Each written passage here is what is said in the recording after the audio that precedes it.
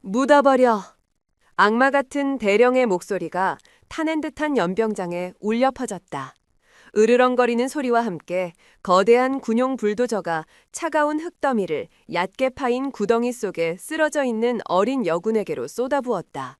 툭, 투둑, 흙덩이가 그녀의 작은 몸 위로 무심하게 떨어져 내렸다. 수백 명의 병사들은 공포와 무력감 속에서 그 끔찍한 광경을 숨죽인 채 지켜봐야만 했다. 구덩이 위에서는 대령과 그의 4명의 수족들이 담배를 피우고 낄낄거리며 한 인간이 산채로 묻히는 장면을 마치 영화라도 보듯 즐기고 있었다.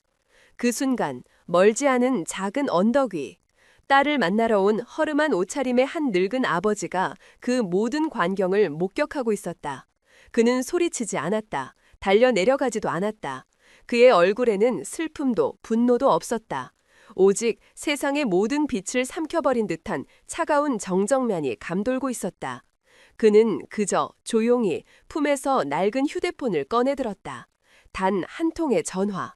곧 이 땅 위에 지옥의 문을 열게 될 바로 그 전화였다. 동해의 작은 어촌 마을은 이른 새벽부터 짭조름한 바다 냄새와 생선 비린내로 가득했다. 끼룩끼룩 갈매기들이 밤새 만선으로 돌아온 어선들 위를 맴돌며 아침을 재촉하고 있었다.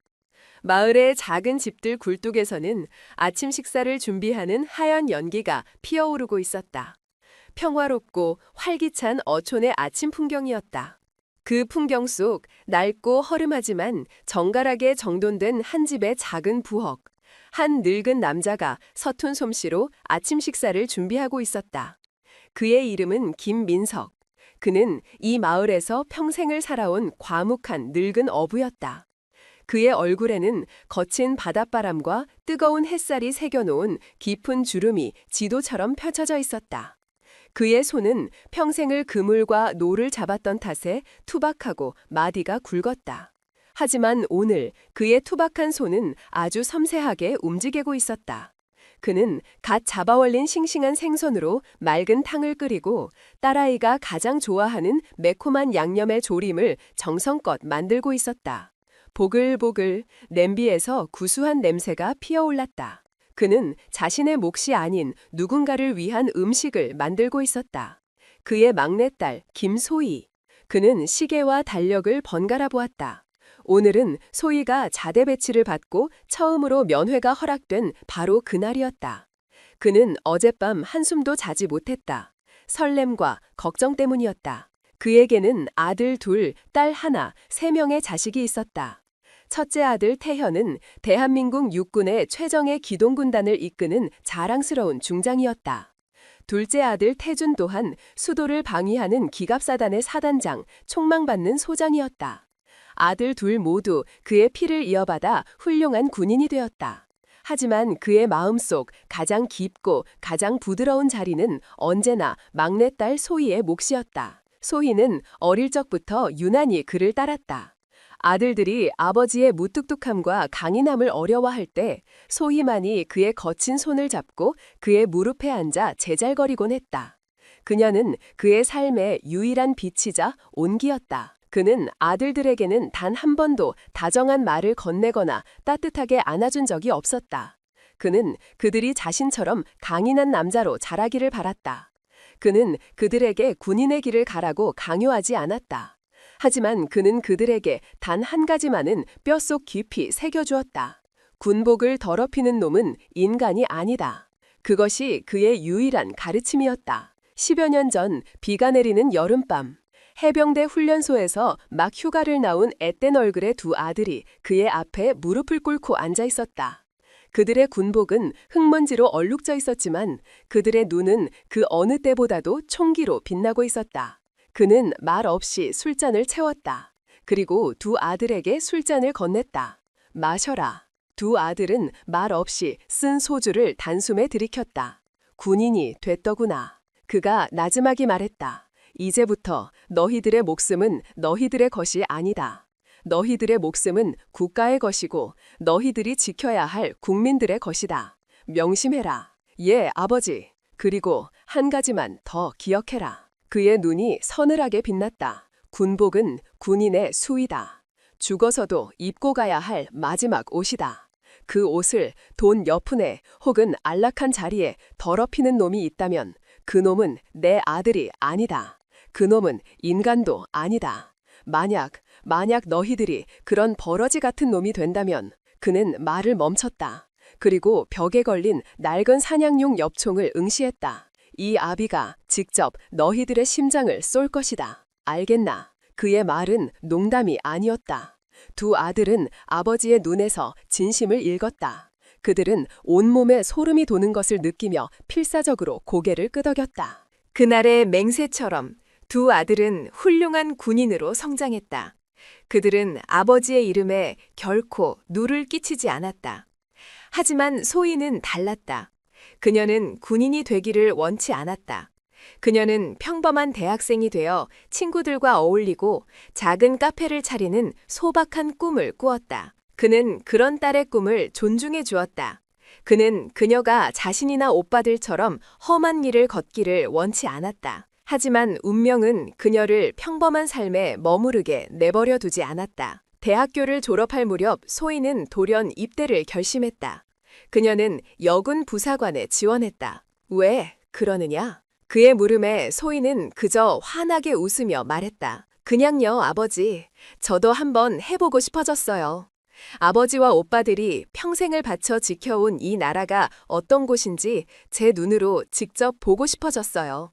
그리고 아버지 딸이 그렇게 약하지 않다는 것도 보여드리고 싶고요. 그는 더 이상 반대할 수 없었다. 그렇게 그의 작고 여린 딸은 가장 험하고 가장 거친 남성들의 세계로 제 발로 걸어 들어갔다. 그는 정성껏 만든 반찬들을 보온 도시락에 차곡차곡 담았다. 그리고 이른 새벽 첫 차 버스를 타기 위해 집을 나섰다. 그의 등에는 작은 배낭이 들려 있었고 그의 손에는 딸에게 줄 도시락 가방이 들려 있었다. 그의 모습은 세상의 모든 평범한 아버지들과 다를 바가 없었다. 버스는 몇 시간을 달려 파주의 낯선 터미널에 그를 내려놓았다. 그는 다시 부대로 향하는 시내버스로 갈아탔다. 차창 밖으로 스쳐 지나가는 풍경은 그가 평생을 살아온 바닷가 마을과는 너무나도 달랐다. 높고 날카로운 철책선, 그리고 곳곳에 세워진 지뢰 경고판. 그는 비로소 자신의 딸이 가장 위험한 최전방에서 복무하고 있다는 사실을 실감했다. 마침내 버스가 부대 정문 앞 정류장에 섰다. 그는 버스에서 내려 거대한 부대 정문을 올려다보았다. 그는 위병서로 다가가 떨리는 목소리로 면회를 신청했다. 저 김소희 하사 면회 좀 하려고 하는데요. 젊은 위병은 그의 허름한 옷차림과 어눌한 말투를 흘기 쳐다보고는 귀찮다는 듯이 말했다. 김소희 하사요? 잠시만요. 위병은 어딘가로 전화를 걸었다. 잠시 후 그는 곤란하다는 표정으로 그를 돌아보았다. 아버님, 김소희 하사는 지금 특별훈련에 참가 중이라서 면회가 불가능하다고 합니다. 예? 특별훈련이요? 예, 중요한 훈련이라 며칠 동안은 외부와의 접촉이 안 된다고 합니다. 죄송하지만 그냥 돌아가셔야 할 것 같습니다. 그의 심장이 쿵 하고 내려앉았다. 그는 몇 시간을 달려왔다. 그런데 딸의 얼굴도 보지 못하고 돌아가야 한단 말인가? 하지만 그보다 더 그의 마음을 불안하게 만든 것은 위병의 어색한 눈빛이었다. 그는 무언가를 숨기고 있었다. 무슨 일이 있는 건가? 그의 낡은 군화 밑바닥에서부터 수십 년간 잠자고 있던 야생의 감각이 꿈틀거리기 시작했다. 위험을 감지하는 늙은 맹수의 본능이었다. 알겠습니다. 그럼 이 도시락이라도 좀 전해주시겠소? 아, 예, 알겠습니다. 그는 위병에게 도시락을 건네고 아쉬운 발걸음을 돌렸다. 하지만 그는 버스 정류장으로 향하지 않았다. 그는 부대 철책을 따라 반대 방향으로 걷기 시작했다. 그는 부대 전체가 내려다 보이는 가장 높은 곳을 찾고 있었다. 그는 오랫동안 잊고 살았던 독도법과 은밀 기동수를 떠올리며 험한 산길을 소리 없이 올랐다. 그의 몸은 늙었지만 그의 발걸음은 여전히 날렵했다. 마침내 그는 부대의 연병장이 한눈에 내려다 보이는 작은 언덕 위에 도착했다. 그는 나무 뒤에 몸을 숨기고 연병장을 내려다 보았다. 연병장에는 수백 명의 병사들이 집합해 있었다. 그리고 그 중심에는 거대한 군용 불도저 한 대가 서 있었다. 그리고 그는 보았다. 자신의 눈을 의심했다. 불도저 앞 얕게 파인 구덩이 속에 흙먼지를 뒤집어 쓴 채 쓰러져 있는 한 명의 여군. 그의 심장이 멈췄다. 아무리 멀리서 보아도 알 수 있었다. 그것은 그의 딸 소희였다.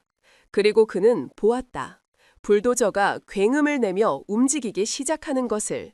그리고 차가운 흙더미를 퍼올려 그의 딸의 작은 몸 위로 쏟아붓기 시작하는 것을.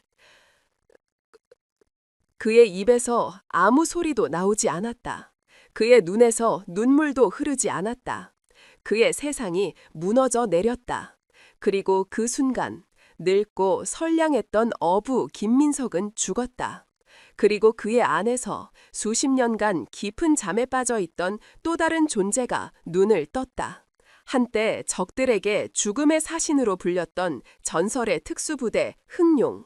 그 부대의 마지막 지휘관 흑룡 김민석이 마침내 부활한 순간이었다. 시간이 멈췄다. 김민석의 세상에서 모든 것이 정지했다. 지저귀던 새소리도 귓가를 스치던 바람소리도 들리지 않았다. 그의 눈에는 오직 저 아래 연병장에서 벌어지고 있는 지옥 같은 광경만이 흑백 필름처럼 느리게 반복되고 있었다. 거대한 노란색 불도저, 그 기계의 입처럼 생긴 육중한 삽이 굉음을 내며 땅을 파헤쳤다. 그리고 퍼올려진 차가운 흙더미는 구덩이 속에 쓰러져 있는 그의 딸 소희의 몸 위로 무자비하게 쏟아져 내렸다. 툭, 투둑, 툭.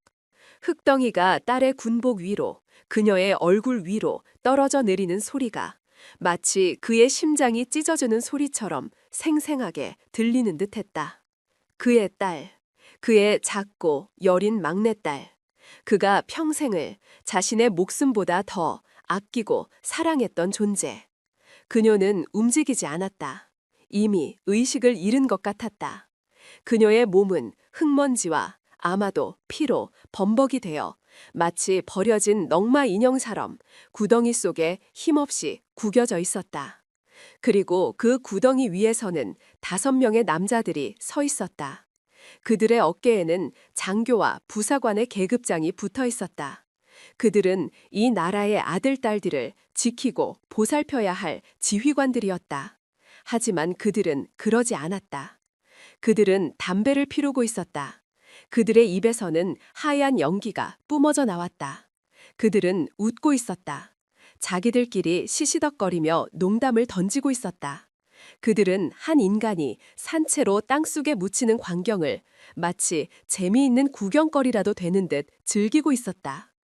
그들의 웃음소리가 바람을 타고 언덕 위에 서 있는 김민석의 귀에까지 희미하게 들려왔다. 그 순간 김민석의 머릿속을 지배하던 모든 이성이 끊어졌다. 그의 안에서 무언가 뜨거운 것이 폭발했다. 그것은 슬픔이 아니었다. 그것은 분노를 넘어선 원초적인 파괴의 본능이었다.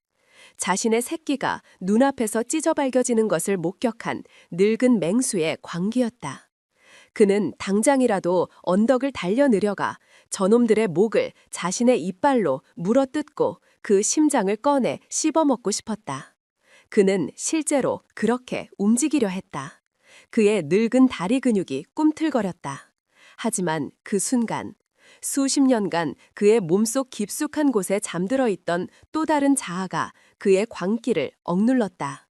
진정해라. 그것은 늙은 어부 김민석의 목소리가 아니었다. 그것은 수많은 사선을 넘나들며 단련된 강철 같은 지휘관의 목소리였다.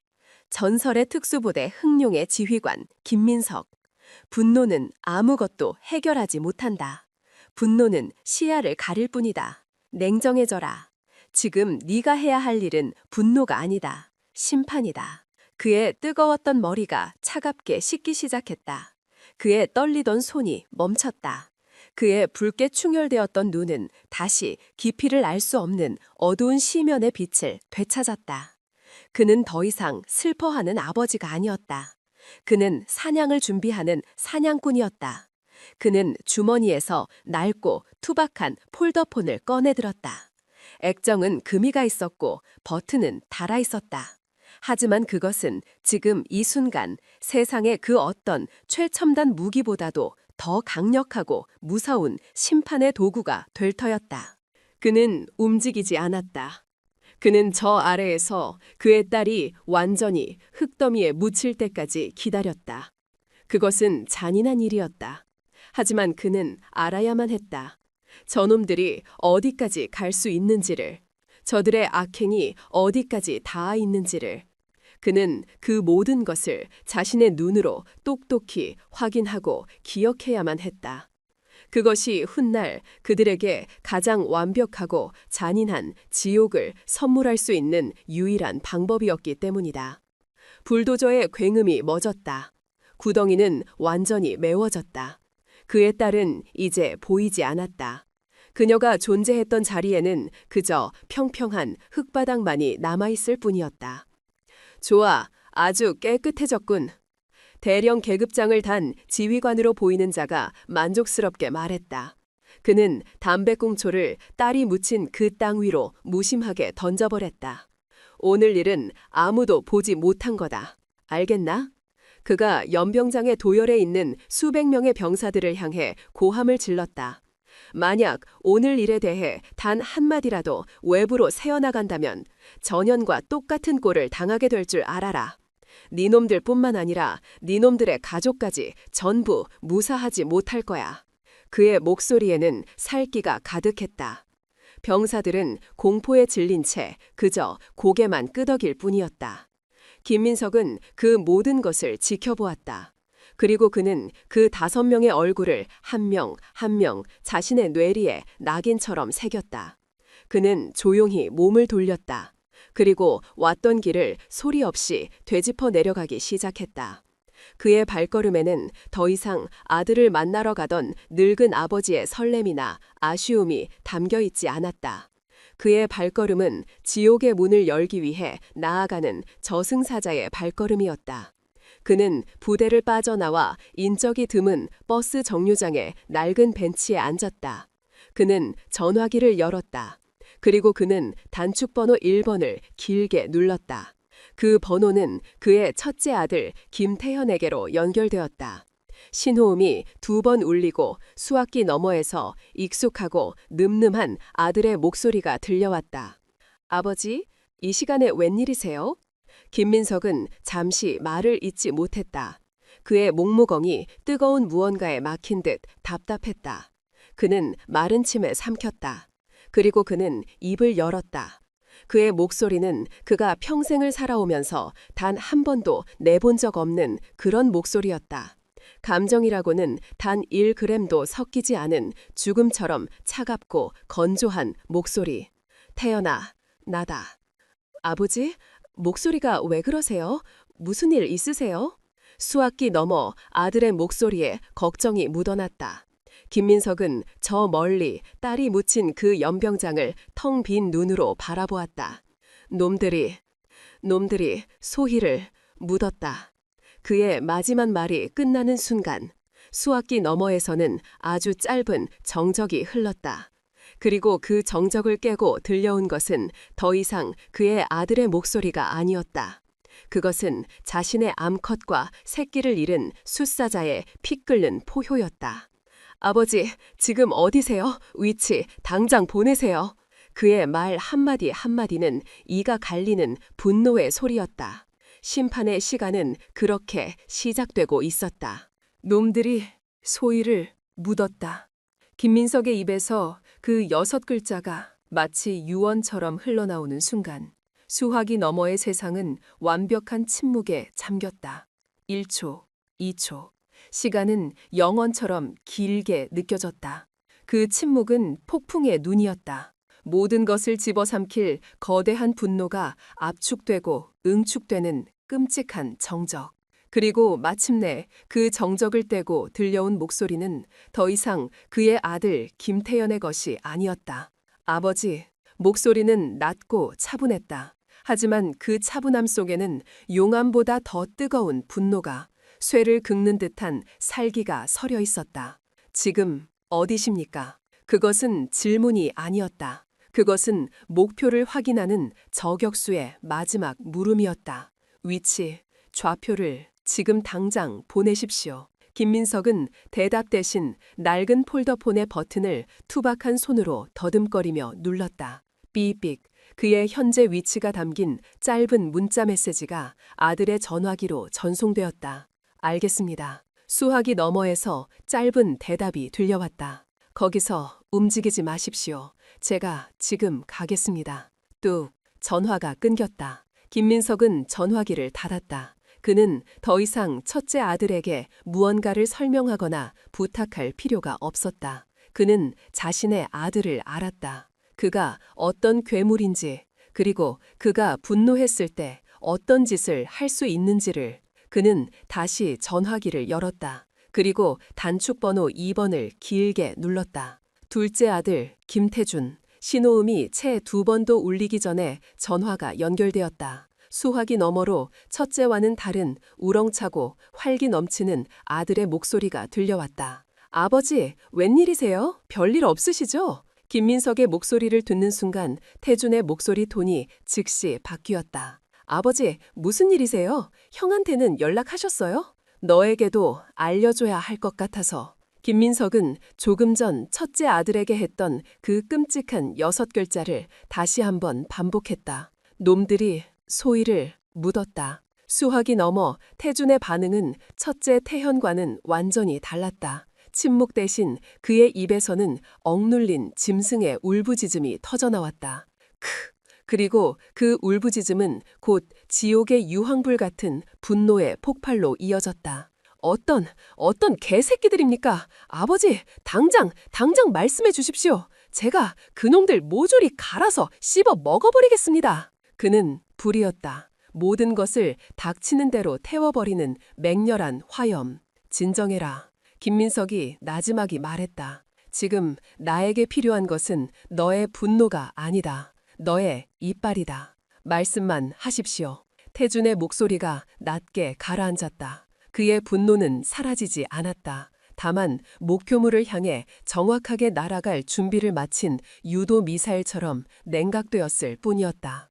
너의 부대에서 가장 빠른 놈들로 준비시켜라. 그리고 내 형의 신호를 기다려라. 오늘 우리는 사냥을 시작한다. 김민석은 전화를 끊었다. 그는 자신의 역할을 다했다. 그는 잠자던 2마리의 호랑이를 깨웠다. 이제 남은 것은 그 호랑이들이 사냥감을 어떻게 찢어 발기는지를 지켜보는 일뿐이었다. 그는 낡은 벤치에 등을 기댔다. 그리고 눈을 감았다. 그의 귓가에 어릴 적 소희의 웃음소리가 맴도는 듯했다. 아빠. 그의 주름진 눈가에서 뜨거운 눈물 한 방울이 흘러내렸다. 가픈 시각 제1기동 군단 군단장실. 쾅! 육중한 원목 책상이 거대한 충격에 두 동강이 나버렸다. 책상 위에 있던 서류들과 컴퓨터가 바닥으로 폭포수처럼 쏟아져 내렸다. 김태현 중장은 방금 전 아버지와의 통화가 끝난 자신의 휴대폰을 맨손으로 으스러뜨린 채 서 있었다. 바삭! 그의 소나기에서 휴대폰이 가루가 되어 흘러내렸다. 그의 손에서는 피가 흐르고 있었지만 그는 고통을 느끼지 못하는 듯했다. 그의 얼굴은 평소에 얼음장 같던 냉철함을 잃고 분노로 흉측하게 일그러져 있었다. 그의 눈은 마치 지옥의 아수라처럼 붉게 충혈되어 있었다. 소희를 묻어? 그의 입에서 지옥의 한기보다도 더 차가운 목소리가 새어나왔다. 그는 인터컴의 비상 버튼을 눌렀다. 당장 작전처장, 정보처장, 헌병대장, 전원 1분 내로 내 집무실로 집합시켜라. 1분이다. 단 1초라도 늦는 놈은 각오해라. 그의 목소리는 고함이 아니었다. 하지만 그 안에 담긴 살기는 듣는 이의 뼛속까지 얼어붙게 만들었다. 1분도 채 되지 않아 3명의 영관급 장교들이 사색이 된 얼굴로 집무실 문을 열고 뛰어들어왔다. 그들은 난장판이 된 집무실의 광경과 악귀처럼 서 있는 자신들의 군단장의 모습에 숨을 삼켰다. 충, 성, 상황이 발생했다. 김태현은 그들의 격려를 받지도 않고 벽에 걸린 거대한 전술지도를 돌아보았다. 그의 손가락이 지도의 한 지점, 파주를 가리켰다. 지금부터 군단 내 모든 대기 전력을 최고 등급 비상 전투 준비 태세로 전환한다. 예? 비상 전투 말씀이십니까? 적에 도발이 있었습니까? 작전처장이 떨리는 목소리로 물었다. 적은 내부에 있다. 김태현의 목소리가 갈라졌다. 지금 즉시 군단 직할 수색대대와 특공연대를 완전 무장시켜 출동 준비시켜라. 그리고 코브라, 아파치 모든 공격 헬기 편대를 이륙 준비시켜라. 무장은 실탄으로 한다. 실탄 말씀이십니까? 군단장님, 이것은 합참의 승인 없이는. 내가 승인한다. 김태현이 몸을 돌렸다. 그의 눈빛과 마주친 작전처장은 자신도 모르게 뒷걸음질 쳤다. 그리고 헌병대장은 군단 소속 모든 기계화 헌병 중대를 즉각 출동시켜라. 목표는 파주 제25묘병 사단 72연대 3대대다. 그것은 소희가 복무하고 있는 바로 그 부대였다. 작전 목표는 진압이다. 진압 대상은 누구입니까? 그곳에 있는 모든 저항 세력. 그의 말은 곧 쿠데타 선포와도 같았다.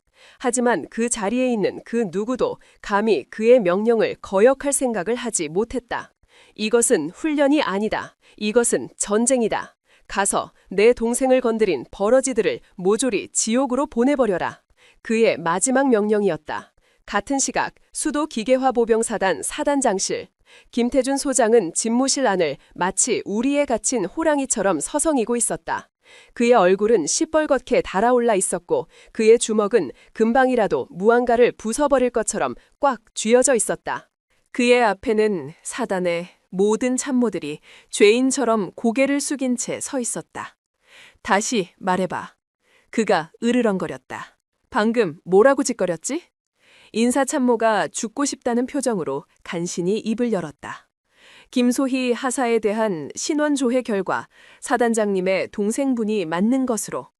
그런데 김태준이 고함을 질렀다. 그의 목소리는 천둥과도 같았다. 그런데 그 아이가 지금 파주 땅바닥에 생매장당하고 있을 동안 너희들은 아무것도 모르고 있었단 말인가? 죄송합니다. 죄송. 그딴 쓸데없는 소리 집어치워. 그는 벽에 걸려있던 지휘봉을 빼들었다. 그리고 그것으로 회의용 테이블을 내리쳤다. 짝! 지휘봉이 두 동강이 났다. 지금부터 내 명령을 똑똑히 들어라. 그의 눈이 핏발이 섰다. 사단 직할, 특임대대, 전원, 비상소집, 그리고 기갑수색대대와 모든 장갑차 K-21 전차까지 동원 가능한 모든 기동 장비를 끌고 지금 당장 파주로 출동한다. 사단장님, 군단 승인 없이는. 작전참모가 필사적으로 그를 말렸다. 시끄러워. 내가 책임진다. 그리고 만약 내 앞을 가로막는 놈이 있다면 그게 같은 아군이라도 상관없어. 그냥 밀어버려. 내 말 알겠나? 그것은 미친 명령이었다. 하지만 그의 부하들은 알았다. 지금 자신들의 사단장은 제정신이 아니라는 것을. 그는 분노에 찬 동생을 구하러 가는 한 마리의 성난 들소일 뿐이라는 것을. 복창 안에 이 새끼들아. 알겠습니다. 사단 전체가 단 한 사람의 분노에 움직이기 시작했다. 경보 사이렌이 울리고 엔진의 굉음이 땅을 흔들었다. 두 개의 거대한 강철의 폭풍이 그렇게 파주를 향해 동시에 움직이기 시작했다. 그들이 지나가는 길 위에는 오직 파괴와 심판만이 남아있을 터였다.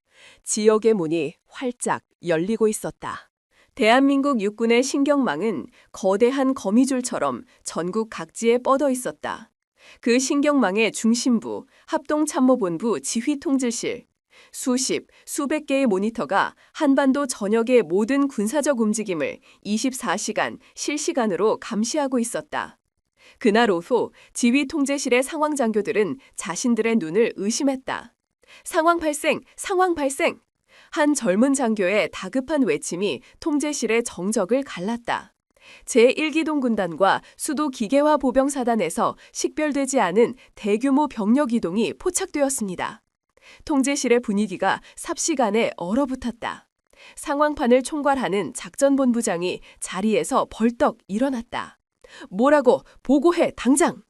제1기동동단 예하 공격 헬기 편대 아파치 12기, 코브라 8기가 실탄을 장착한 채 파주 방향으로 저공 비행 중입니다.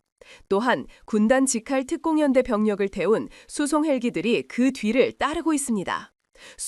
수도 기보사단은 4단 직할 특임대대와 기갑수색대대 그리고 K2 흑표전차 1개 중대가 출동하여 고속도로를 따라 파주로 기동 중인 것이 확인되었습니다. 현재 민간 경찰의 통제를 무시한 채 통제실 안의 모든 장교들의 얼굴이 새하얗게 질려갔다.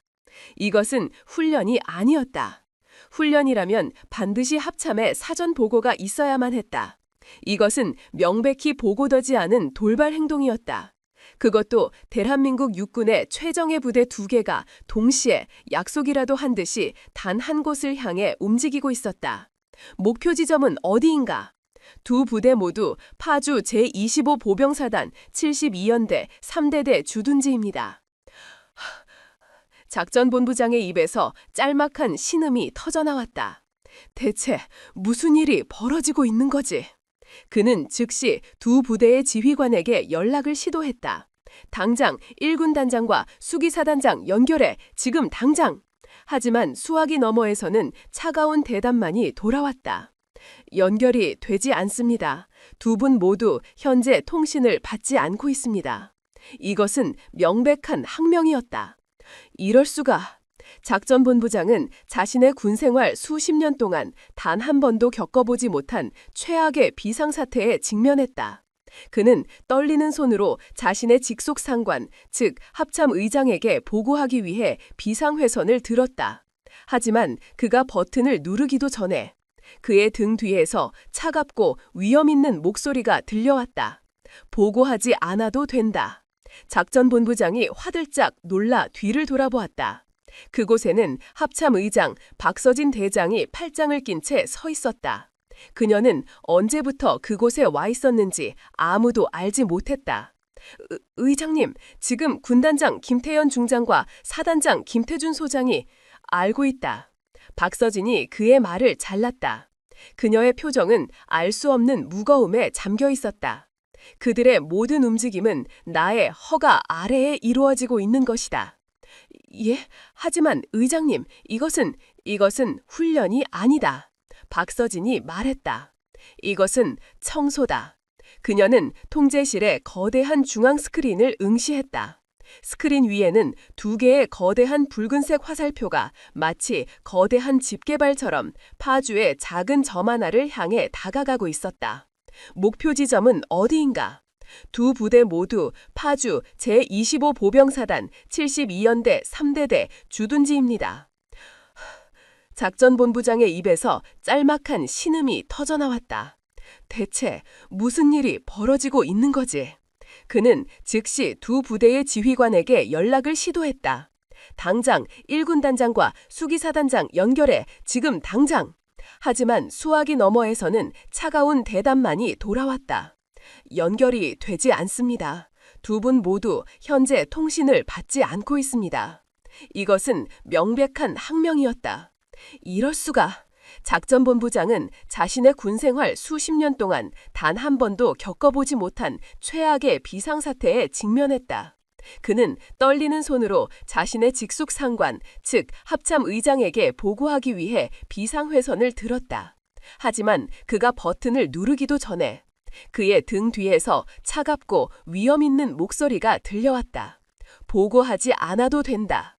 작전본부장이 화들짝 놀라 뒤를 돌아보았다. 그곳에는 합참의장 박서진 대장이 팔짱을 낀 채 서 있었다. 그녀는 언제부터 그곳에 와 있었는지 아무도 알지 못했다.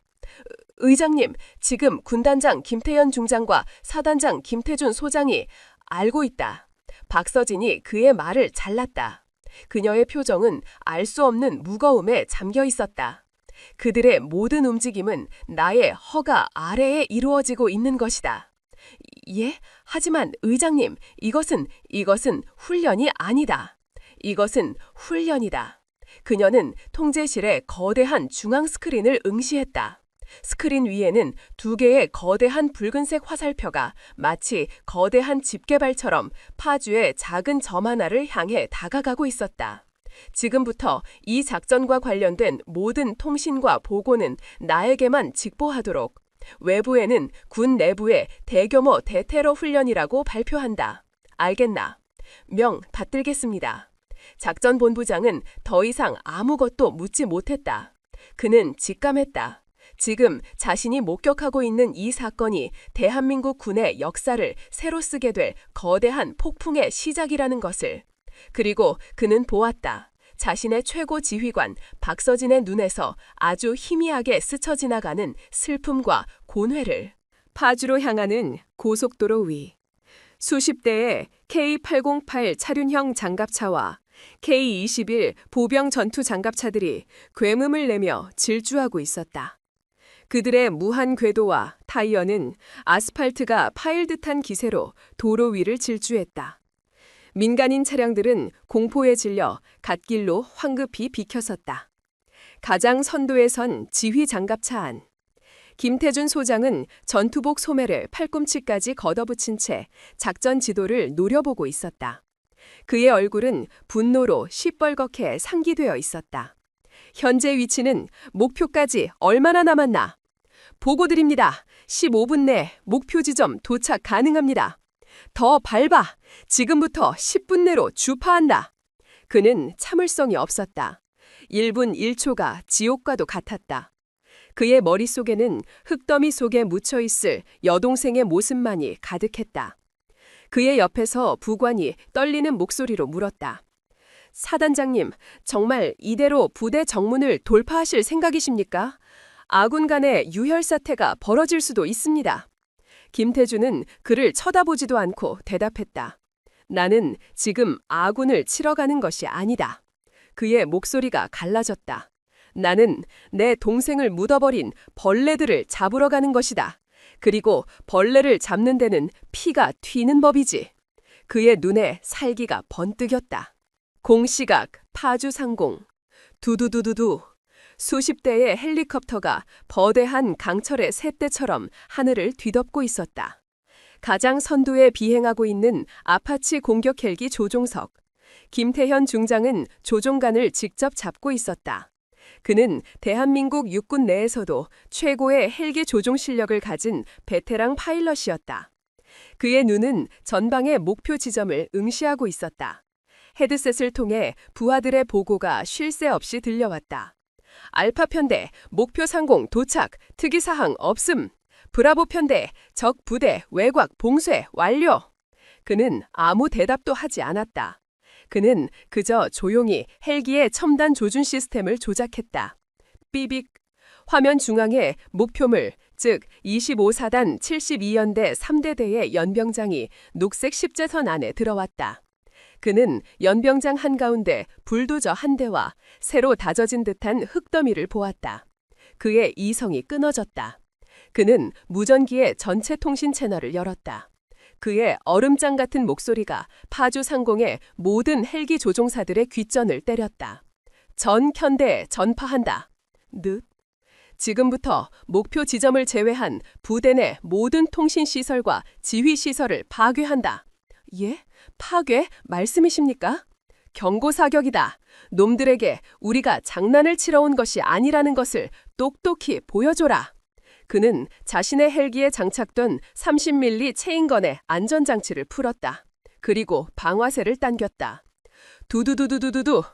헬기의 기수에서 불꽃이 뿜어져 나오고 예광탄들이 붉은 레이저처럼 허공을 가르며 날아갔다. 포탄들은 부대의 통신 안테나 탑에 정확히 명중했다. 콱과광!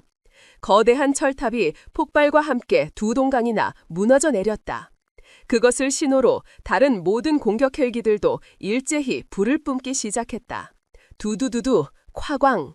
부대는 순식간에 진짜 전쟁터로 변했다. 지휘 텐트가 불길에 휩싸이고 차량들이 폭발했다.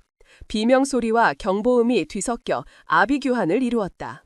단 한 곳, 소희가 묻혀있는 바로 그 연병장만은 고요했다. 그것은 폭풍의 눈이었다. 그리고 그 폭풍의 중심을 향해 지상에서는 강철의 재앙이 돌진해 오고 있었다. 심판의 시간은 그렇게 가장 압도적이고 무자비한 방식으로 시작되고 있었다. 저게 무슨 소리야? 박철민 대령과 그의 4명의 수족들은 자신들의 사무실에서 승리의 축배를 들고 있었다. 그들은 김소희라는 귀찮은 방해물을 완벽하게 제거했다고 믿고 있었다. 그들은 자신들의 왕국이 이제 그 어떤 위협도 없이 영원할 것이라고 확신했다. 하지만 그 순간 땅이 울리기 시작했다. 우웅! 처음에는 아주 미세한 진동이었다. 하지만 그 진동은 순식간에 건물이 통째로 흔들리는 거대한 지진으로 변했다. 창문이 덜덜 떨리고 천장에서 먼지가 후두둑 떨어져 내렸다. 그리고 하늘이 찢어졌다. 두두두두두두두두두두두두두두두두두두 고막을 찢는 헬리콥터의 굉음이 하늘을 뒤덮었다. 한두 대가 아니었다. 수십 대의 강철의 그림자가 태양을 가리고 부대 상공을 새까맣게 뒤덮었다. 쾅쾅! 바로 그 순간 부대 외곽의 통신탑이 거대한 폭발과 함께 무너져 내렸다. 뭐야? 북한군이다! 적의 기습이다! 박철민이 사색이 된 얼굴로 비명을 질렀다. 하지만 그의 예상과는 달리 경보 사이렌은 울리지 않았다. 부대의 모든 전기와 통신이 완전히 두절되었기 때문이었다. 부대는 완벽하게 고립된 섬이 되어버렸다. 그들이 혼란에 빠져 우왕좌왕하는 바로 그 순간 쾅! 부대의 정문을 지키고 있던 육중한 철문이 종이장처럼 구겨지며 안쪽으로 날아가 버렸다. 그 자리를 뚫고 칠흑 같은 어둠의 K2 흑표 전차 한 대가 굉음을 내며 모습을 드러냈다. 그 뒤를 이어 수십 대의 장갑차들이 마치 지옥에서 올라온 강철의 군단처럼 부대 안으로 쏟아져 들어왔다. 으악! 정문을 지키던 위병들은 저항 한번 해보지 못하고 흩어졌다. 그리고 하늘에서는 검은 밧줄들이 주르륵 내려왔다.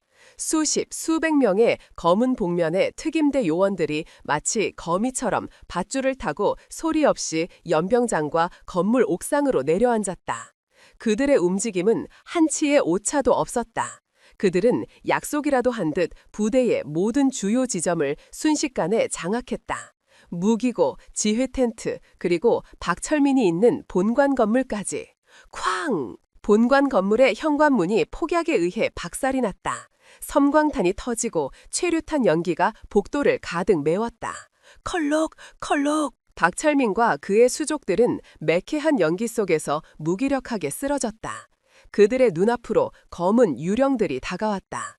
움직이지 마! 움직이면 쏜다! 차가운 총구가 그들의 머리를 겨누었다. 그들은 그렇게 자신들의 사무실에서 한 발자국도 움직여보지 못하고 무력하게 제압당했다. 작전은 단 5분 만에 끝이 났다. 부대는 완벽하게 점령되었다. 특임대 요원들은 부대의 모든 병사들을 연병장으로 집합시켰다. 그들은 공포에 질린 양떼처럼 서로에게 기댄 채 떨고 있었다. 그리고 그들 앞으로 포로처럼 끌려나온 박철민과 그의 4명의 수족들이 내팽개쳐졌다. 연병장의 소란이 잦아들었을 때 2대의 지휘 헬리콥터가 연병장 중앙에 천천히 착륙했다. 한쪽 헬기에서는 얼음장 같은 얼굴에 김태현 중장이 내려섰다. 그의 등 뒤로는 무장한 특공연대 병사들이 도열했다. 다른 쪽 헬기에서는 불길 같은 눈에 김태준 소장이 내려섰다. 그의 등 뒤로는 중무장한 특임대대 요원들이 버티고 섰다. 2명의 형제, 장군이 그렇게 연병장 한가운데에서 마주 섰다. 그들의 군복은 먼지 하나 없이 각이 접혀 있었고 그들의 얼굴에는 그 어떤 표정도 없었다. 하지만 그들의 눈에서는 지옥의 모든 분노를 한데 모은 듯한 불꽃이 타오르고 있었다. 그들은 아무 말도 하지 않았다. 그들은 그저 천천히 한 곳을 향해 걸어갔다. 소위가 묻혀있는 바로 그 흙더미를 향해 수백 명의 병사들이 숨을 죽였다. 2 형제는 흙더미 앞에 섰다. 그들은 잠시 아무 말 없이 차가운 땅을 내려다보았다. 파내라. 형 김태현이 나지막이 명령했다. 특공연대 병사들이 달려들어 맨손으로 흙을 파헤치기 시작했다. 그들의 손톱이 부러지고 피가 났지만 그들은 멈추지 않았다. 잠시 후 흙더미 속에서 낡은 전투복의 일부가 드러났다. 그리고 마침내 흙먼지를 뒤집어 쓴 채 창백한 얼굴로 눈을 감고 있는 김소희 하사가 모습을 드러냈다. 소희야. 동생 김태준의 입에서 짐승의 울음과도 같은 신음이 터져나왔다. 그는 달려가 동생의 몸을 끌어안으려 했다. 멈춰. 형 김태현이 그의 어깨를 잡았다. 의무병 불러. 지금 당장. 미리 대기하고 있던 의무병들이 들것을 들고 달려왔다. 그들은 조심스럽게 소희의 몸을 들것에 싣고 헬기로 향했다. 그녀의 숨은 아직 붙어 있었다. 소희가 헬기에 실려 하늘로 떠나가는 것을 확인하고 나서야 두 형제는 몸을 돌렸다. 그리고 그들의 불타는 눈은 바닥에 납작 엎드려 있는 5마리의 벌레들에 향했다. 누구냐? 형 김태현이 물었다. 그의 목소리는 시베리아의 동토보다도 더 차가웠다. 내 동생을 저렇게 만든 놈이 누구냐고 물었다. 아무도 대답하지 못했다. 말을 못하나? 동생 김태준이 앞으로 나섰다. 그는 바닥에 엎드려 있던 박철민 대령의 멱살을 잡아 일으켰다. 그의 힘은 장사였다. 박철민의 거구는 깃털처럼 공중으로 들려 올려졌다. 네 놈이냐? 김태준이 으르렁거렸다. 네 놈이 감히 내 동생을... 퍽! 그의 주먹에 박철민의 얼굴을 강타했다. 박철민의 코뼈가 부러지는 소리가 났다. 그의 몸은 다시 바닥으로 내팽개쳐졌다. 살려주십시오. 박철민이 피를 토하며 애원했다. 살려달라고? 김태준은 미친 사람처럼 웃었다. 좋다. 내가 아주 편안하게 저 세상으로 보내주지. 그는 허리춤에서 자신의 권총을 뽑아들었다. 철컥. 그는 망설임 없이 박철민의 머리에 총구를 겨누었다. 안 돼. 형 김태현이 그의 팔을 잡았다. 이렇게 쉽게 죽여서는 안 되지. 그는 동생의 손에서 총을 빼앗아 다시 홀스터에 넣었다. 그리고 그는 모든 병사들이 지켜보는 앞에서 박철민의 어깨에 달려있던 대령 계급을 자신의 손으로 직접 뜯어냈다. 찌이이. 그의 군복이 찢어지는 소리와 함께 그의 모든 권위와 명예가 바닥으로 떨어졌다. 헌병. 김태현이 나지막이 불렀다. 예! 저자를 포함한 저 5놈, 그리고 저놈들의 명령에 동조했던 모든 간부들을 지금 이 자리에서 체포한다. 그는 잠시 말을 멈췄다. 죄목은 살인 미수, 직권 남용, 그리고 전시가 아니라는 것을 아쉽게 생각하게 만들어줄 모든 죄목을 적용해라. 그의 마지막 말은 사형 선고와도 같았다. 헌병들이 달려들어 그들의 손에 차가운 수갑을 채웠다. 심판은 그렇게 시작되었다. 하지만 이것은 끝이 아니었다. 이것은 그저 거대한 전쟁의 서막에 불과했다. 두 형제의 진짜 분노는 아직 시작되지도 않았다. 차가운 금속의 감촉이 박철민의 손목을 옥죄었다. 철컥. 수갑이 잠기는 소리는 그의 제국이 끝났음을 알리는 사망 선고와도 같았다. 그는 모든 것을 잃었다. 그의 계급, 그의 권력, 그리고 그의 목숨까지도. 그는 흙먼지 나는 연병장 바닥에 무력하게 무릎을 꿇은 채 고개를 숙였다. 그의 눈에서는 뜨거운 눈물이 흘러내렸다. 후회의 눈물이었을까? 아니면 분노의 눈물이었을까? 아무도 알 수 없었다. 그의 내명에 충실했던 수족들 또한 그의 곁에서 똑같은 모습으로 무릎을 꿇고 있었다. 그들의 얼굴에는 이제 오만함 대신 짐승 같은 공포만이 남아 있었다. 그들은 자신들을 기다리고 있는 지옥의 모습을 어렴풋이 예감하고 있었다. 연병장을 가득 메웠던 수백 명의 병사들은 숨소리조차 내지 못하고 이 잔인한 심판의 광경을 지켜보고 있었다. 그들의 눈에는 두려움과 동시에 아주 희미한 해방감이 서려 있었다.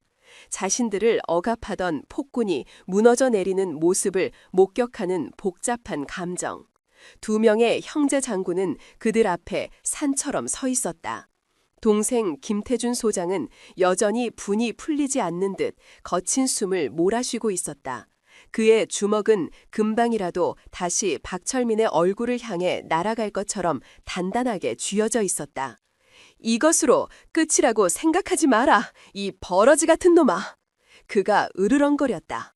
너희들은 군사재판에 서기 전에 내가 직접 너희들의 그 썩어 빠진 정신을 개조시켜 줄 테니 너희들이 내 동생에게 그리고 이 병사들에게 저질렀던 모든 고통을 수십 배, 수백 배로 되돌려 받게 될 것이다.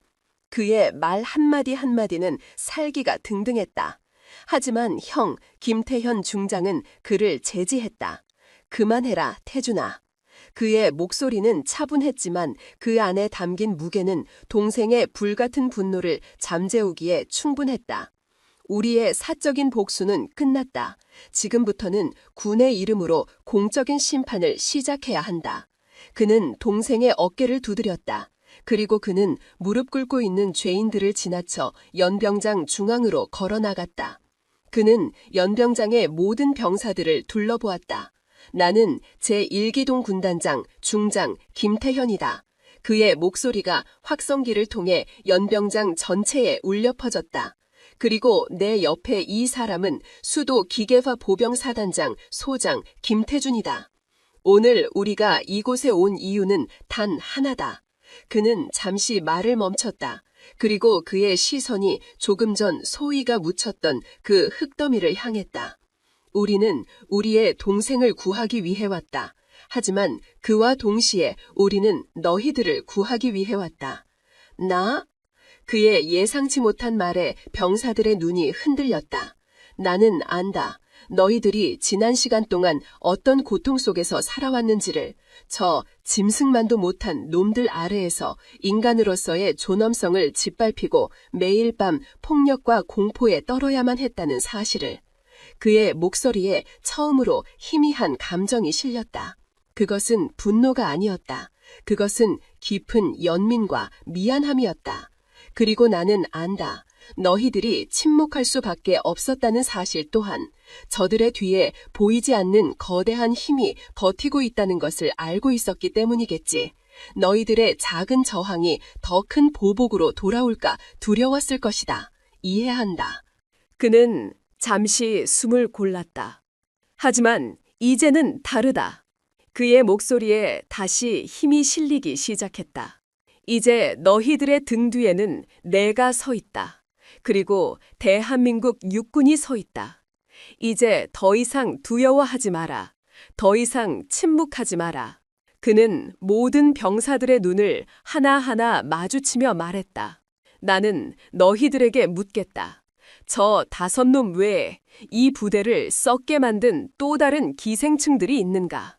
너희들을 괴롭히고 너희들의 명예를 더럽힌 또 다른 죄인들이 있는가? 그의 질문에 연병장은 물을 끼얹은 듯 조용해졌다. 병사들은 서로의 눈치만 살피며 쉽사리 입을 열지 못했다. 그들의 몸속 깊이 박힌 공포의 뿌리는 생각보다 깊었다. 바로 그때였다. 있습니다. 아주 작고 떨리는 목소리가 침묵을 깼다. 모두의 시선이 소리가 난 곳으로 향했다. 대열의 가장 구석에 서 있던 앳된 얼굴의 이등병 하나가 손을 들고 있었다. 그의 온몸은 사시나무처럼 떨리고 있었지만 그의 눈은 처음으로 용기의 빛을 내고 있었다. 행정보급관 김상사가 있습니다. 그는 저희의 월급을 갈취하고 저희에게 사적인 용무를 시켰습니다. 그의 첫 고백이 터져 나오자 마치 둑이 무너지듯 여기저기서 다른 목소리들이 터져 나오기 시작했다. 인사계 박중사도 마찬가지입니다. 그는 휴가와 외박을 빌미로 저희에게 뇌물을 요구했습니다. 정비반의 이 대위는 군용 부품을 밖으로 빼돌리는 것을 제가 직접 목격했습니다. 목소리들은 점점 더 커져 하나의 거대한 함성이 되어 돌아왔다. 그동안 억눌려왔던 그들의 분노와 서름이 마침내 폭발한 것이다. 김태현은 그 모든 고발을 묵묵히 들었다. 그의 옆에서 헌병대장이 그들의 이름을 하나하나 기록하고 있었다. 좋다. 함성이 잦아들었을 때 김태현이 말했다. 헌병대장은 방금 이름이 거론된 모든 자들을 지금 이 자리에서 즉시 체포하도록 단 한 놈도 빠짐없이. 예, 알겠습니다. 연병장은 다시 한번 숙청의 핏바람에 휩싸였다. 수십 명의 중간 간부들이 병사들이 지켜보는 앞에서 줄줄이 수갑을 차고 끌려나갔다. 부대는 그렇게 가장 낮은 곳에서부터 다시 태어나고 있었다. 김태현은 마지막으로 남아있는 장교들을 둘러보았다. 그들의 수는 이제 얼마 남지 않았다. 너희들에게도 마지막으로 묻겠다. 그의 목소리는 이제 더 이상 차갑지 않았다. 이 부대의 지휘 체계는 완전히 붕괴되었다. 하지만 이 부대는 사라지지 않는다. 이 부대는 바로 너희들의 손으로 다시 세워져야 한다. 썩은 부분을 도려낸 이 땅 위에서 새로운 시작을 할 자신이 있는가? 대답은 악으로만 한다. 할 수 있나? 악! 처음에는 몇몇의 희미한 목소리만이 들려왔다. 목소리가 그것밖에 안 나오나? 너희들은 군인이다. 다시 한번 묻겠다. 할 수 있나? 악! 이번에는 조금 더 큰 목소리가 터져나왔다. 마지막이다. 너희들의 모든 것을 걸고 이 부대를 다시 일으켜 세울 각오가 되어 있나? 악! 악! 악! 마침내 연병장 전체가 떠나갈 듯한 함성이 터져나왔다. 그들의 눈에는 더 이상 공포가 아니었다. 그곳에는 새로운 희망과 결의가 불타오르고 있었다. 김태현의 입가에 아주 희미한 미소가 떠올랐다. 그는 자신의 동생 태준을 돌아보았다. 이제 우리의 역할은 끝난 것 같군. 아니요, 형님. 태준이 고개를 저었다. 그의 눈은 여전히 분노로 이글거리고 있었다. 아직 끝나지 않았습니다. 그는 수갑을 찬 채 끌려가는 박철민을 턱으로 가리켰다. 저놈의 뒤에 숨어있는 진짜 몸통을 아직 잡지 못했습니다. 이 모든 것을 가능하게 만든 그 뒷배를 말입니다. 김태현의 미소가 사라졌다. 그의 눈이 다시 차갑게 빛났다. 그는 알고 있었다. 가장 큰 싸움은 아직 시작되지도 않았다는 것을. 그리고 그 싸움의 상대는 박철민과는 비교도 할 수 없는 거대한 괴물일 것이라는 것을. 두 형제는 말없이 서로를 마주보았다. 그들의 진짜 사냥은 이제부터 시작이었다. 피의 숙청이 끝난 연병장에는 무거운 정적과 함께 새로운 시작을 알리는 비장한 공기가 감돌았다. 김태현과 김태준 두 형제 장군은 자신들의 임무가 아직 끝나지 않았음을 직감했다. 박철민이라는 썩은 가지를 쳐냈지만 그 가지에 영양분을 공급하던 더 거대하고 깊은 뿌리가 여전히 땅속 깊은 곳에 남아있었다. 두 개의 군단과 사단에서 차출된 최정예 수사팀으로 구성된 합동특별수사본부가 즉시 꾸려졌다. 수사의 지휘는 냉철한 형 김태현 중장이 직접 맡았다. 그는 이 사건을 단순한 부대 내 가혹행위 및 하극상 사건으로 종결시킬 생각이 전혀 없었다. 그는 이 사건의 배후에 숨겨진 진짜 몸통을 반드시 찾아내어 뿌리째 뽑아버릴 작정이었다. 수사는 신속하고 무자비하게 진행되었다. 수사팀은 먼저 박철민과 그의 수족들을 각각 독방에 분리수감하고 강도 높은 신문을 시작했다.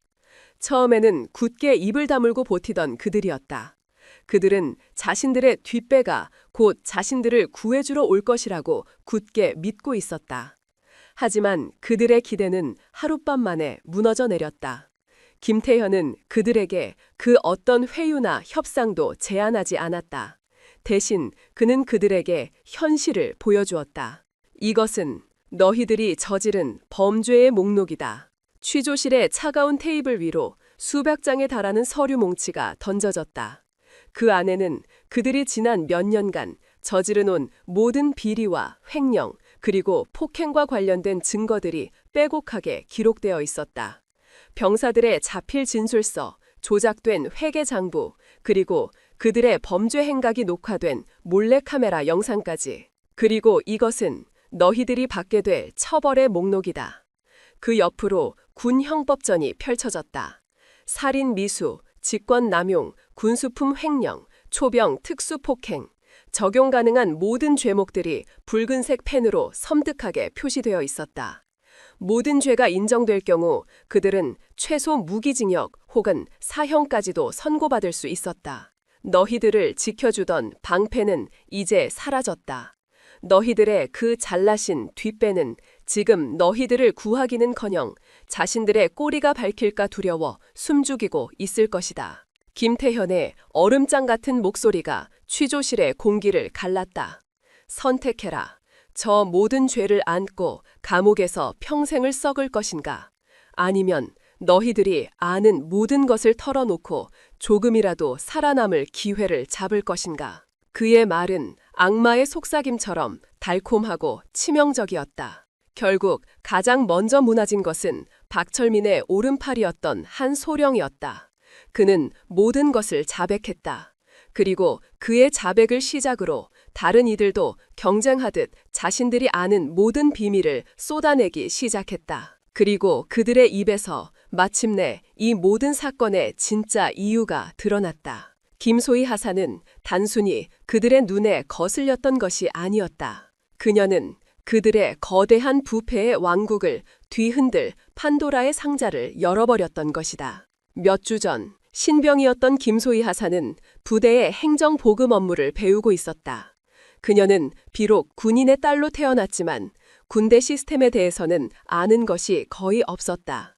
그녀는 그저 선임들이 시키는 대로 묵묵히 서류에 도장을 찍고 날인을 할 뿐이었다. 그러던 어느 날, 그녀는 한 서류처를 검토하다가 이상한 점을 발견했다.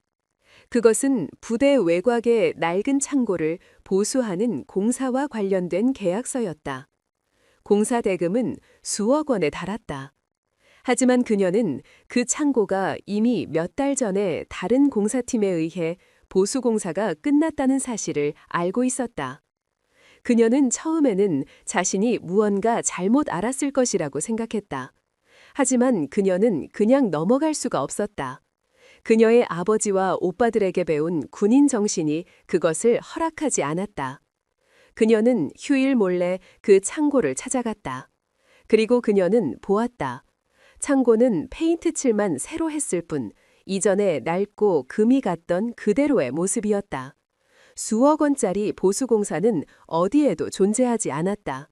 그것은 서류상으로만 존재하는 유령 공사였던 것이다. 그녀의 심장이 차갑게 가라앉았다. 이것이 바로 아버지께서 말씀하시던 군복을 더럽히는 짓이라는 것을 직감했다. 그녀는 그 사실을 자신의 직속상관인 보급계장에게 보고했다. 하지만 보급계장은 그녀의 보고를 비웃으며 묵살했다. 김하사, 군생활 편하게 하고 싶으면 못 본 것은 못 본 척, 모르는 것은 모르는 척 하는 거야. 알겠어? 하지만 소희는 물러서지 않았다. 그녀는 더 상급 부대인 대대장에게 이 사실을 보고하겠다고 말했다. 바로 그것이 그녀의 비극의 시작이었다.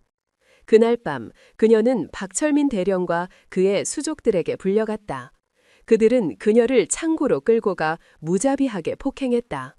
이 개 같은 년, 네 년이 감히 우리의 밥줄을 끊으려고 해? 그들은 그녀에게 다시는 입을 열지 말라고 협박했다. 하지만 그녀는 굴복하지 않았다. 그녀의 눈은 여전히 살아있었다. 그들은 깨달았다. 저 고집센 년의 입을 막을 방법은 단 하나뿐이라는 것을. 완벽한 침묵. 그래서 그들은 그 끔찍한 생매장 계획을 세웠던 것이다.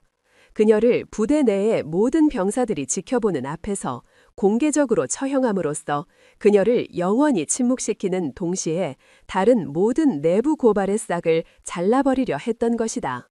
모든 진실을 알게 된 두 형제의 분노는 하늘을 찔렀다.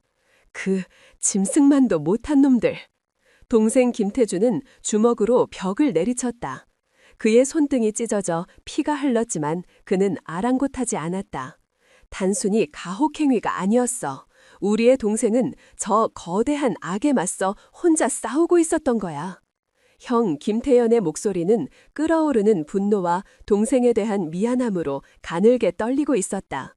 그들은 즉시 수사를 확대했다. 그 유령 공사의 배후를 캐기 시작했다. 그리고 그들은 곧 더 거대한 이름을 마주하게 되었다. 그 공사를 최종 승인하고 모든 비리를 뒤에서 묵인해준 인물. 그는 바로 박철민의 직속 상관이자 이 지역 군수지원 전체를 책임지고 있는 군수지원 사령부의 사령관. 준장 이성규였다. 김태현은 즉시 이성규 준장에 대한 체포영장을 발부했다. 방첩사의 특임대가 그의 집무실을 급습했다. 하지만 그들은 한 발 늦었다. 이성규는 이미 모든 것을 눈치채고 사라진 뒤였다. 그의 책상 위에는 단 한 장의 메모만이 남아 있었다. 나를 잡을 수 없을 것이다. 그의 오만한 조롱이었다. 추적해 대한민국 땅끝까지 쫓아가서라도 저놈을 잡아들여.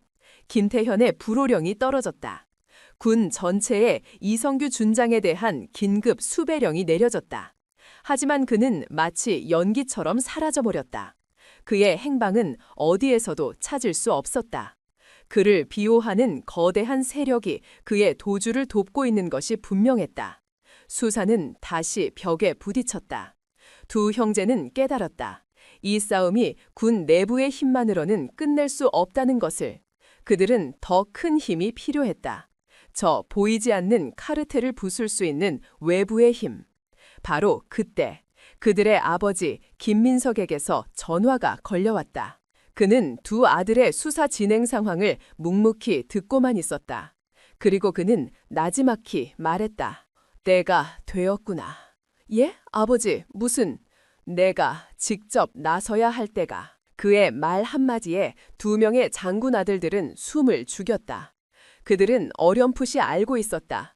자신들의 아버지가 단순히 평범한 어부가 아니라는 사실을, 그리고 그가 나선다는 말의 무게가 얼마나 무서운 것인지를. 흥룡이 마침내 움직이기 시작했다. 수사는 교착 상태에 빠졌다. 이성규 준장은 대한민국 군 전체의 수사망을 비웃기라도 하듯 완벽하게 종적을 감추었다. 그의 배후에 있는 보이지 않는 세력은 생각보다 훨씬 더 강력하고 치밀했다. 그들은 군 내부뿐만 아니라 경찰, 검찰, 심지어는 정치권에까지 깊숙이 뿌리를 내리고 있었다. 김태현과 김태준 두 형제가 가진 군 내부의 권한만으로는 그 거대한 부패의 카르텔을 완전히 무너뜨릴 없었다. 여론 또한 그들에게 불리하게 돌아가기 시작했다. 처음에는 두 형제의 영웅적인 행동에 열광했던 언론들은 수사가 장기화되고 이성규라는 핵심 인물을 놓치게 되자 점차 그들의 수사 방식에 의문을 제기하기 시작했다. 지나친 월권 행위인가? 군 내부의 위험한 사적 복수극. 적들은 교묘하게 언론을 이용했다. 그들은 이 사건의 본질을 부패와의 전쟁이 아닌 군 내부의 파벌 싸움으로 몰고 갔다. 두 형제는 졸지에 동생의 복수를 위해 군 전체를 혼란에 빠뜨린 무모한 지휘관으로 비난받기 시작했다. 청와대와 국방부 또한 부담을 느끼기 시작했다. 그들은 더 이상 이 사건이 확대되는 것을 원치 않았다. 그들은 이쯤에서 적당히 사건을 마무리 짓고 싶어 했다. 국방부 장관은 곤회에 빠졌다. 그는 이 사건의 진실을 알고 있었다. 하지만 보이지 않는 정치적 압력 앞에서 그 또한 무력했다.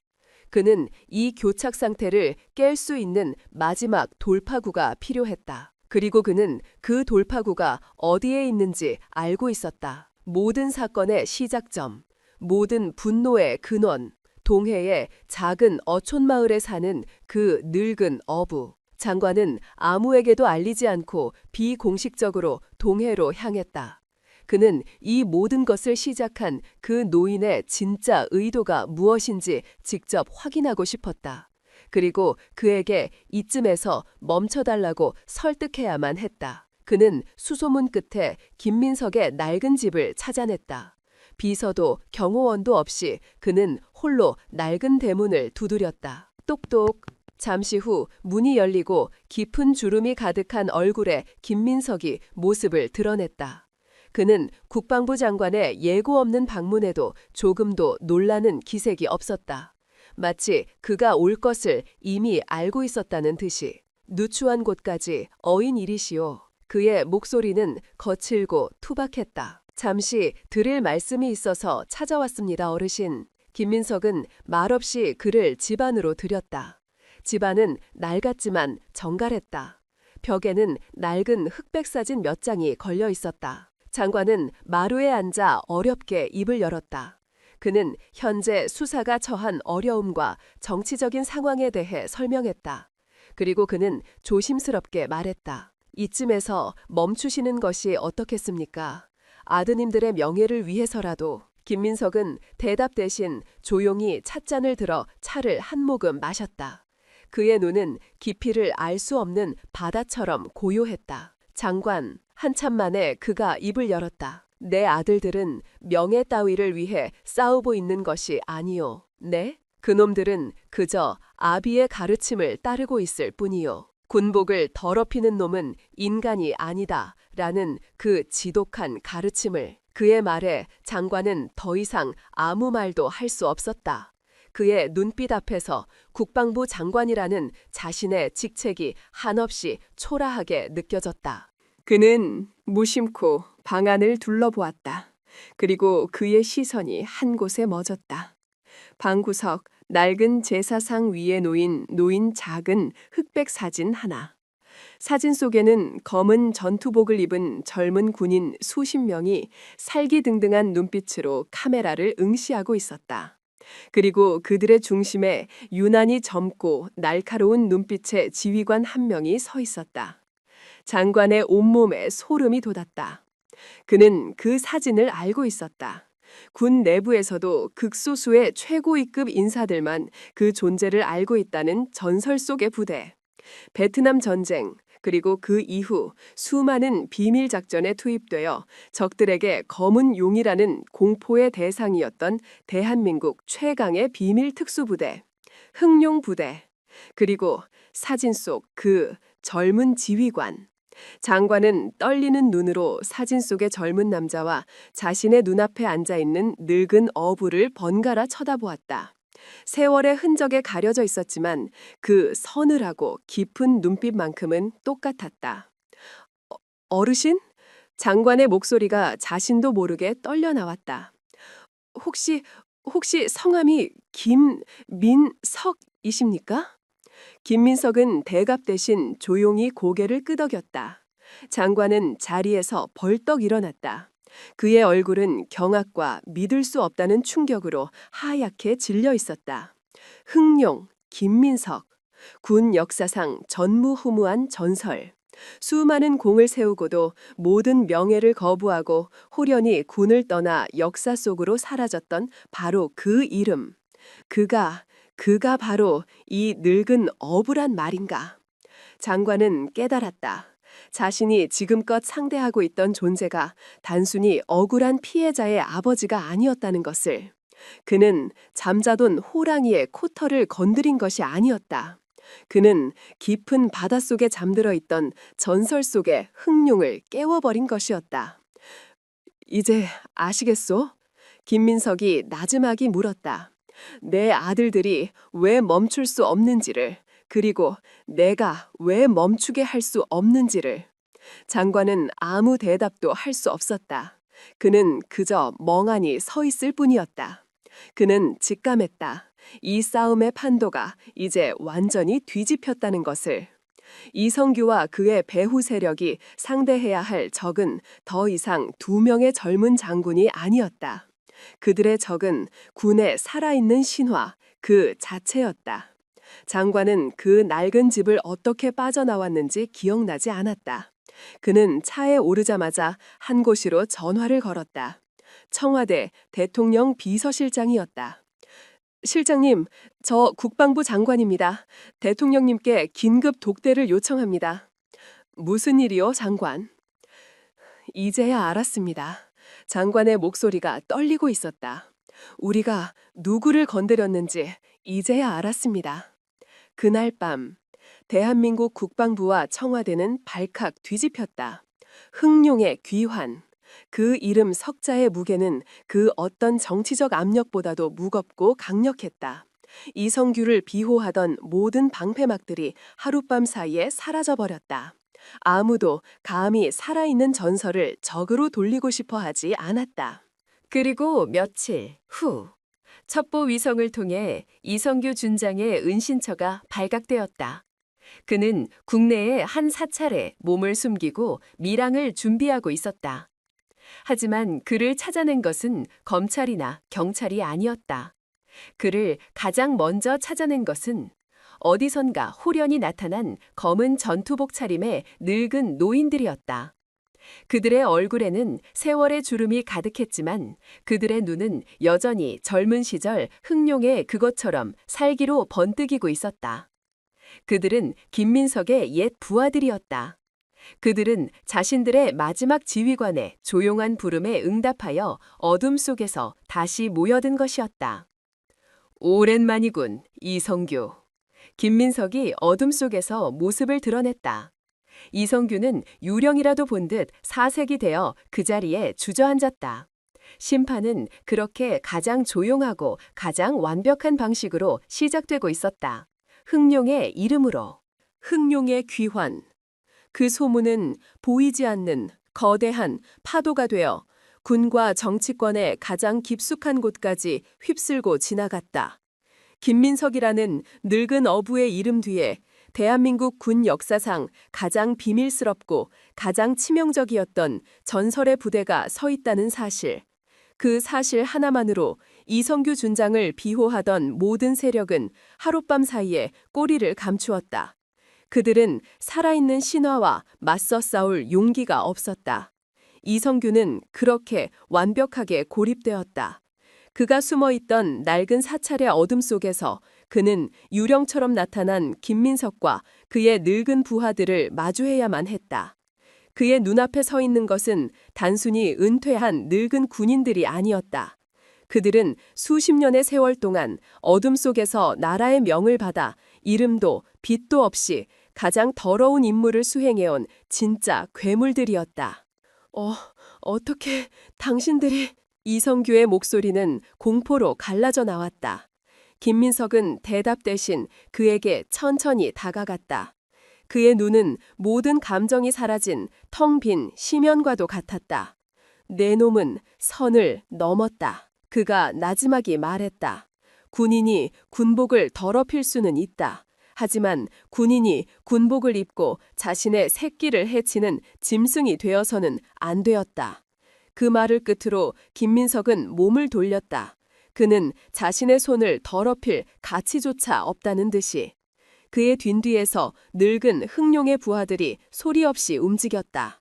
다음 날 아침 이성규 준장은 국군 방첩사령부의 정문 앞에 자루에 담긴 짐짝처럼 버려진 채 발견되었다. 그의 사진은 모두 부러져 있었고 그의 얼굴은 형체를 알아볼 수 없을 정도로 뭉개져 있었다. 하지만 그는 살아있었다. 김민석은 그를 죽이지 않았다. 대신 평생을 자신의 죄를 곱씹으며 살아있는 지옥 속에서 살아가도록 만든 것이다. 그것이 흥룡의 방식이었다. 이성규가 체포되자 둑은 완전히 무너졌다. 그의 입에서는 그와 결탁했던 모든 정관계 인사들의 이름이 본물처럼 터져나왔다. 대한민국은 건국 이래 최대의 부패 스캔들에 휩싸였다. 수십 명의 국회의원들과 고위 공직자들이 줄줄이 검찰에 소환되었다. 그리고 마침내 군사법원의 마지막 심판의 날이 밝았다. 법정은 빈자리 하나 없이 가득 찼다. 모든 국민들의 시선이 죄수복을 입고 피고인석에 나란히 서 있는 박철민 전 대령과 이성규 전 준장 그리고 그들의 수많은 공범자들에게 쏠려 있었다. 재판장은 무거운 목소리로 판결문을 읽어내려갔다. 그들의 죄목은 셀 수 없이 많았다. 군수품 횡령, 뇌물수수, 직권남용, 부하 살해 미수, 그리고 무엇보다도 군의 근간을 뒤흔든 반역죄. 피고인 박철민에게 사형을 선고한다. 피고인 이성규에게 사형을 선고한다. 법정 최고형이 연달아 선고되자 법정안은 짧은 탄식과 안도의 한숨으로 술렁였다. 그들의 추악한 왕국은 그렇게 법의 이름으로 완벽하게 끝이 났다. 그 재판을 김태현과 김태준 두 형제는 방청석의 가장 뒷자리에서 조용히 지켜보고 있었다. 그들의 얼굴에는 승리자의 기쁨이 아니었다. 그곳에는 길고 더러웠던 전쟁을 끝낸 군인의 피로와 허탈함만이 남아있었다. 그들은 영웅으로 칭송받았다. 국민들은 그들의 용기 있는 행동에 열광했다. 하지만 그들은 모든 인터뷰와 표창을 거절했다. 그들은 기자들 앞에서 이렇게 말했다. 우리는 영웅이 아닙니다. 형 김태현이 차분한 목소리로 말했다. 우리는 그저 자식으로서의 도리를 했을 뿐입니다. 그리고 동생 김태준이 그의 말을 이었다. 그의 목소리는 여전히 우렁찼다. 군인으로서의 당연한 임무를 완수했을 뿐입니다. 그 말을 끝으로 두 형제는 더 이상 세상의 모습을 드러내지 않았다. 그들은 다시 자신들의 자리, 즉 대한민국의 국방을 지키는 군인의 자리로 조용히 돌아갔다. 그들이 일으킨 거대한 폭풍은 그렇게 서서히 잦아들었다. 하지만 그 폭풍이 남긴 흔적은 깊었다.